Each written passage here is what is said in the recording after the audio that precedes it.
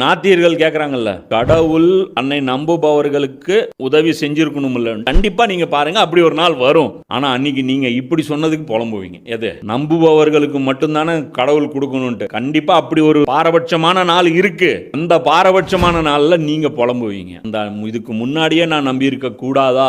உலகம் பூரா அத்தாட்சியா இருக்கு. ஒரு நாத்திகர்கிட்ட போய் எங்க ஒரு மாங்காய் மரம் வச்சுட்டு இந்த வருஷம் இது மாங்காய் கொடுத்துருக்குதுங்க, அடுத்த வருஷம் எனக்கு என்னவோ இது தேங்காய் கொடுக்கும்னு தோணுது, அதனால நீங்க என்ன பண்ணுங்க, தேங்காவை காய வச்சு எனக்கு ஒரு 5 லிட்டர் எண்ணெய் கொடுத்துருங்க அப்படின்னு சொல்லி ஒரு மாங்காய் தோப்பை கொடுத்து தேங்காய் எண்ணெய் கேட்டீங்கன்னா வேணாமா, அப்படியே முட்டாளு, அடுத்த வருஷமும் மாங்காய் தாண்டா கொடுக்கும். சரிங்க, இந்த வருஷம் மல்கோவா கொடுத்துச்சிங்க, அடுத்த வருஷம் அது அல்போன்சா தர சொல்லுங்க அப்படின்ற. அடே அடுத்த வருஷம் இது மல்கோவா தாண்டா கொடுக்கும், அல்போன்சா கொடுக்காதுரா அப்படிங்க. ஏங்க இப்படி சொல்றீங்க? மரம் தானேங்க, இந்த மரத்துல ஏன்ப்பா அல்போன்சா மரம் இது மாதிரி தானுங்க இருக்கு, அதுவும் பச்சை கலர் தாங்க இலை இருக்கு. அடுத்த வருஷம் பாருங்க, நீங்க வேற தண்ணி வேணா ஊத்தி பாருங்க, நம்ம பக்கத்தூர் தண்ணி ஊத்துவாங்க, அப்போ மரம் வேற மாதிரி கொடுக்கும். இல்லைங்க இப்படிதான் வரும். அப்பன்னா என்ன அர்த்தம்?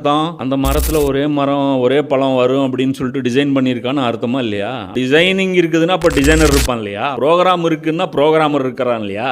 அப்படிதானே அர்த்தம். ஐபேட்ல கூகுள் பிளே ஸ்டோர் வருமா? வராது. ஏங்க வராது? ப்ரோக்ராம் அப்படி செய்யப்பட்டிருக்கு. சாம்சங் டேப்ல ஐடியூன் வருமா? வராது. ஏங்க வராது? இது வேற, இது வேற, இது வேற வேற டிவைஸ், இதோடைய சிப்செட்ஸ் வேற, இதோடைய ப்ரோக்ராமிங் வேற. அப்போ ஆப்பிள் படைச்ச நான் ஸ்டீவ் ஜாப்ஸை நான் பார்த்ததே கிடையாது. அப்போ ஆப்பிள் ஒருத்தன் உருவாக்குனாங்கிறது இல்லைன்னு ஆயிருமா? என்ன முட்டாள்தனம், புரியுதா இல்லையா? அப்போ இது எல்லாம் இவங்க கேட்கறாங்கல்ல, எதை வச்சு கவுண்டர் கொஸ்டின் கொடுக்குறாங்கன்னா இதுதான். என்ன அப்படின்னா, படைச்சவன் உண்மையிலே இருக்கிறான் அப்படின்னா கடவுளை நம்புறவன் ஏன் வேதனையில இருக்கான், அவன் ஏன் வறுமையில இருக்கான், அவன் ஏன் சிரமத்துல இருக்கான்? அது குர்ஆன் கிளியரா சொல்லுதே.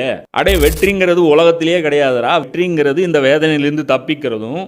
எது இதுதான் அல்லாஹ் யாருக்கு அருள் புரிஞ்சாங்கிறது நீ பார்க்கணும் அப்படின்னா வா, இன்னைக்கு தெரிஞ்சுக்கோ. இந்த வேதனையிலிருந்து யார் தடுக்கப்பட்டானோ அவன்தான் அல்லாஹ் அருள் புரிந்தவன். இதுதான் தெளிவான வெற்றியாகும் அப்படின்னு அல்லாஹ் சொல்றான். இந்த கான்செப்ட் மட்டும் குர்ஆன்ல இருந்து நம்ம ஸ்ட்ராங் பண்ணிட்டோம்னு வச்சுக்கீங்களேன், இந்த துனியாவுடைய எந்த கவர்ச்சியும் நம்மளை என்ன பண்ணாது, வாயை பொளக்க வைக்காது.